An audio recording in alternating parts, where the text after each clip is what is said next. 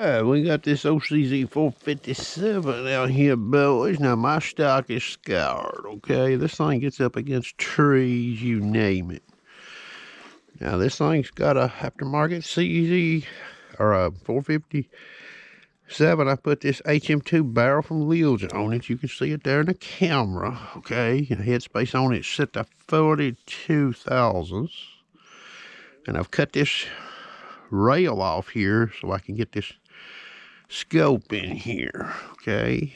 Now, let me make a few comments about this gun versus the 452 and the 455.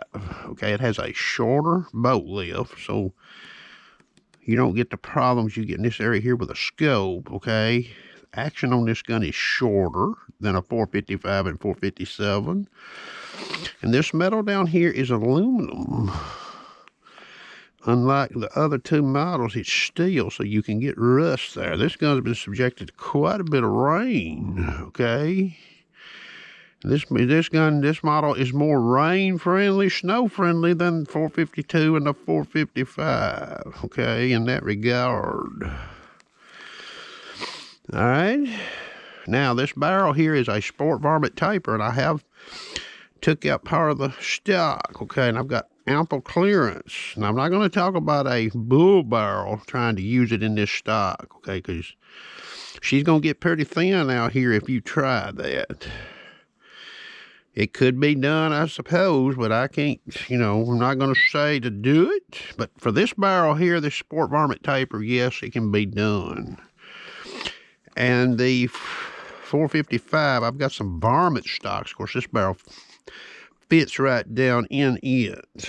Okay, synthetic varmint stocks. Okay,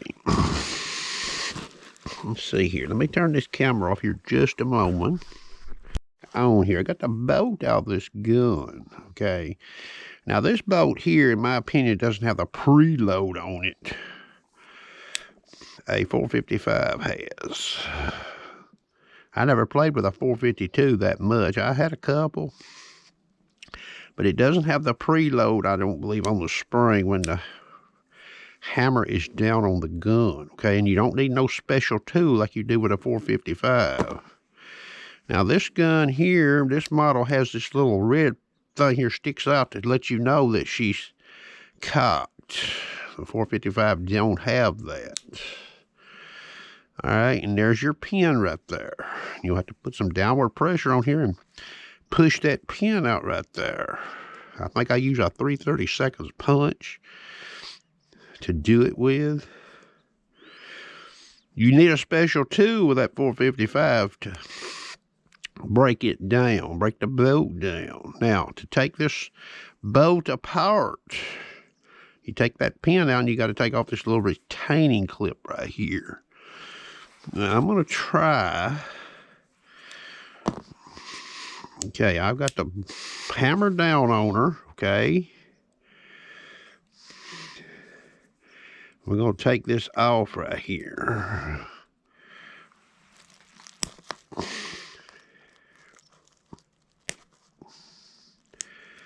Okay.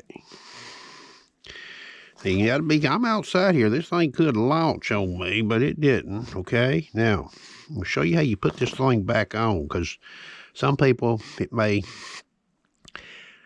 ain't sort of what you think, okay?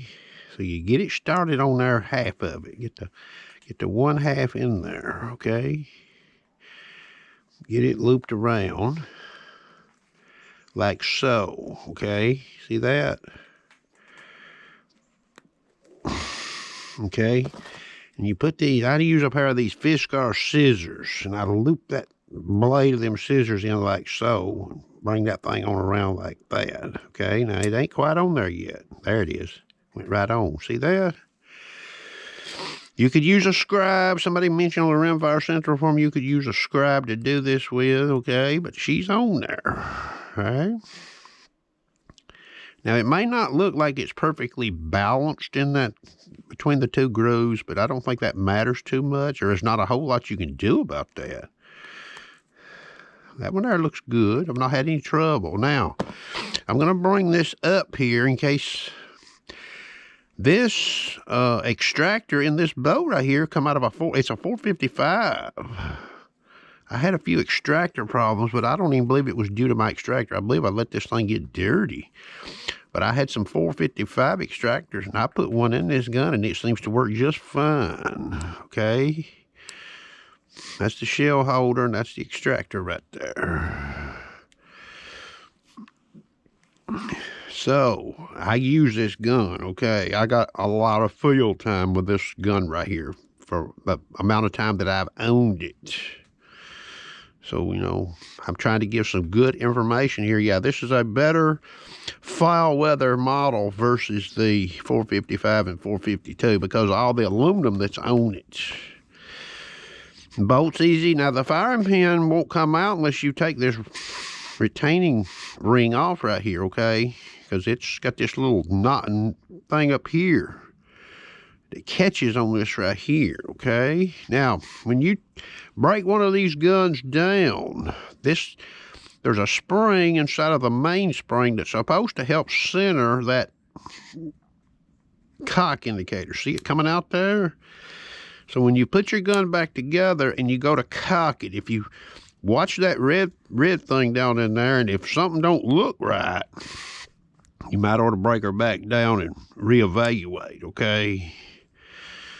It's supposed to be self-centered with that little spring, but I don't know. As far as places to keep lubed, right there would be one. Right there. That's a pressure point, boys. Keep that lubed. All right. This gun's been shot, not a whole lot, but it's been shot mostly with HM2 ammo, okay? I just thought I would share that little clip there. You know, you can lose those. Be careful. Try to do it in a controlled setting when you're taking it off. I've got spares. 455s will work on this, I believe. Okay. I hope you enjoyed. Got to say, you know, you cock your bolt, put it back in your gun. Here's something else I like about this model versus the 455. When you put it in there, 455, you cannot let the bolt down to take the pressure off the spring, you know, when you're not using the gun without taking the bolt out because of the way the safety works. This one here, put the gun on fire, hold the trigger, close the bolts, okay? Now, it's not slamming into the face of the chamber or anything like that. That's how I do mine. The firing pin in this gun has been altered, by the way, but I ain't going to talk much about that. So she's storable there, okay? No pressure on the old spring.